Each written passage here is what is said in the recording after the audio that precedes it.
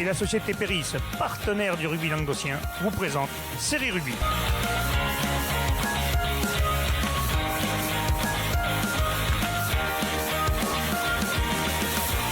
Bonjour mesdames, messieurs, bienvenue à Série Rugby, votre émission sur rugby amateur de la 4e série à la Fédérale 1 avec mes seuls chroniqueurs, du moins mon seul chroniqueur, ça va Bibu? Ça va et toi Alain? C'est tristouné, hein?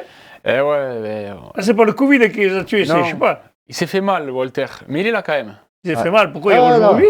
Ah, et si, il s'est fait mal. Il va Attention, on me dit dans l'oreillette que Wally est parmi nous. Wally, est-ce que t'es là? Non, laissez le rugby tranquille, je suis là, mais avec mes béquilles de chez moi. Non, une petite arthroscopie au genou, donc rien de bien méchant. Voilà. Ah, c'est du cinéma, j'en ai une, moi, ça fait pas mal. Oh. Non, alors, enfin bon, ça tire un peu quand même. Ouais. T'es un peu douillet, toi, hein? T'aurais pas trop joué devant toi. Ah non, peut-être que je m'engageais un peu plus que toi, peut-être, je dis bien. Allez, bim. À voir. Bon, messieurs, on va parler des matchs qui ont eu lieu ce week-end. Alors là, il n'y en a pas eu beaucoup. Non. Il n'y en a eu que 2. Alors, avant de parler de ça, on va d'abord remercier nos amis de Passion Buvette. Ils ont fait de magnifiques t-shirts. Ils ont envoyé des t-shirts là, d'ailleurs. Il y a moi, c'est un bon vivant. Et bien taillé. T'as vu les pieds à la taille. Je suis vraiment dans la taille mannequin. Et Bubu, Passion Buvette. C'est génial, ça. En plus, rouge et bleu. Vous pouvez regarder sur leur page Instagram, on va republier tout ça. Ils ont des modèles très sympas. Ils sont vers où? Ils sont vers Bordeaux, il me semble. Ah putain, le copain curieux, c'est pas comprend Passion Buvette. Ouais. Ça doit se filer du rouge à fois. Ils ont pris les bonnes couleurs déjà. Ouais, moi j'ai pas de cul. J'ai quoi, c'est jaune moi? Toi, c'est jaune. C'est jaune, je ne vais pas le prendre carcassonné, Wally. Quand on est là, on ne veut pas être carcassonné. Non. Bon, on plaisante. Alors, on va revenir sur les 2 matchs qui ont eu lieu ce week-end. On va commencer par le premier. C'était Castelnau-Bastide en 2e série qui recevait Kerkop Bastide-Péra. Ouais. Et victoire à l'extérieur de Kerkop Bastide-Péra, je vais y arriver. Très important, il fallait le gagner ce match pour pouvoir justement titiller les autres. Ils avaient gagné déjà au match aller et là ça s'est joué dans les derniers instants avec un grand match des 2 demi d'ouverture qui ont bien distribué les jeux chacun pour leur équipe et qui ont même marqué un essai chacun. Mirouz côté Castelnau-Bastide et Girard côté Kerkop. Le Kerkop qui avait attaqué par un drop d'entrée de Girard justement à la première minute. C'est logique à Wally. Celui qui met le drop, c'est le 10 en général. C'est rarement le pilier. Oui, des fois, c'est l'arrière. Ça peut arriver. Ouais. Et finalement, Castelnau-Bastide qui reprend le lead du match avec un essai de suite après de Dumont à la 3e minute. Ils en inscriront encore un en fin de période pour mener 20-8 à la pause. Et en seconde période, petit à petit, Kerkop Bastide-Péra va refaire son retard, bien amené par son ouverture, qui va faire une belle passe au pied pour le premier essai en première mi-temps, et qui va distribuer un bon caviar pour un essai en coin, et inscrire à la 80e l'essai de la victoire, 29-27. Belle victoire à l'extérieur. Surtout, ils font le gros coup, parce que là, ils reviennent à hauteur de Briatex, ils sont plus qu'à 1 point de Briatex. Ils auraient fait un bonus, même ils étaient à égalité avec Briatex. Donc ils font un très gros coup, là. Kerkop Bastide-Péra. Donc là, cette poule se resserre de plus en plus, avec la Bastide de Beauvoir qui vient les titiller derrière. C'est chaud, là. Ouais, ça se resserre bien. Derrière Murviel et Caraman qui sont largement en tête.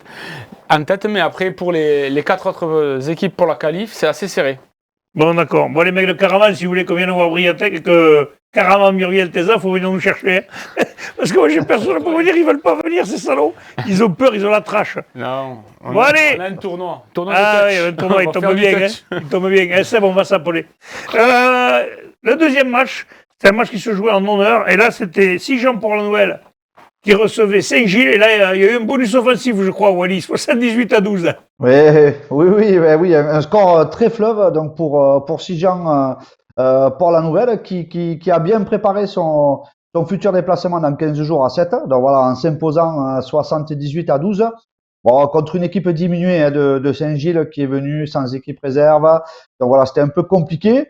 Mais bon, Sijan pour la Nouvelle, voilà, c'est sur les derniers matchs, c'est très sérieux.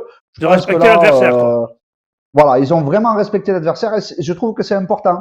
Donc c'est bien, ils sont sur une belle phase ascendante, cette équipe de Sijan.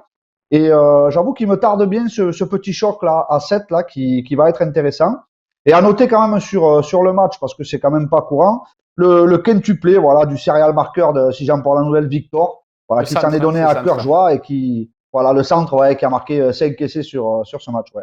Ils ont fait une troisième mi-temps ensemble, les deux équipes. Je pense que Victor, il n'a pas dûû payer beaucoup. Ah ouais? Non, je pense 5 essais, je pense qu'ils ont dû le essayer toute la soirée. En principe, selon les clubs, c'est le contraire. C'est le mec qui reste tout le monde, mais bon. Normalement, c'est 5 bouteilles, non, mais bon. Bon, justement, si Jean qui revient à 6 points de 7, même si je pense sincèrement que je ne vois pas 7 se faire coiffer sur le poteau, hein. 7, c'est l'équipe qui domine de la tête et des épaules sur le championnat. Hein.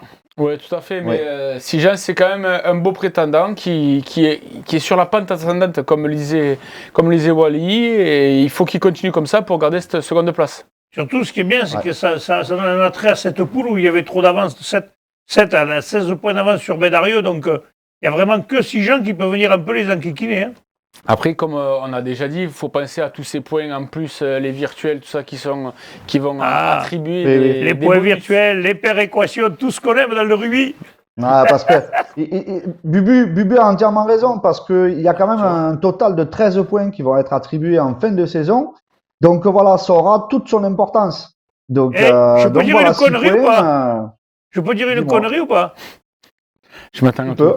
Imaginons que si Jean gagne à 7, ils en restent à 1 point d'écart ou à 2 points d'écart à la fin de la saison, ils prennent les 13 points du challenge virtueux, ils passent devant, ils finissent premier. C'est possible. Eh oui, c'est tout à fait là, possible. le rugby serait moche, je vous le dis. Bon. Après, c'est pas si Jean qui le volerait. Tu comprends ce que je veux dire? Moi, je trouve qu'une équipe qui finit premier sur le terrain ne mérite pas d'être enlevée, d'être premier du terrain pour un challenge quel qu'il soit. C'est mon avis personnel. Oui, mais après contrairement à il y a 2 ans, maintenant les clubs ne sont pas tous pris les clubs de sont au court. courant. Hein. Tu vois, maintenant on le sait dès le départ. Donc voilà, je sais que Seth l'a payé très très cher justement il y a 2 ans. Hein, ça avait fait couler beaucoup d'encre. Et donc voilà, je sais que quand même par rapport à ça, ils ont fait beaucoup d'efforts aussi. Ça les a permis de travail, que ce soit pour le vertueux, pour les cartons, la discipline et tout ça. Et c'est ça.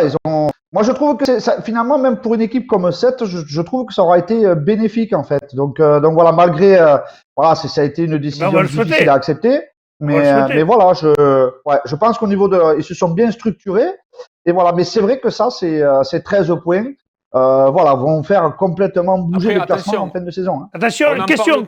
On en parle toujours par rapport à 7 et leur passé, mais il risque d'y avoir d'autres équipes dans d'autres poules. Je ne sais pas, par exemple, Beaucaire Tarascon qui a 7 points d'avance sur Villeneuve-les-Maguelones, et aussi bien, même cas de figure. Après, après, je comprends que ce soit une chose qui soit bien pour obliger les clubs à faire ce qu'il faut, pour avoir des jeunes à faire. Avoir les écoles de rugby, avoir tout ce qu'il faut, je trouve que ça, c'est très bien.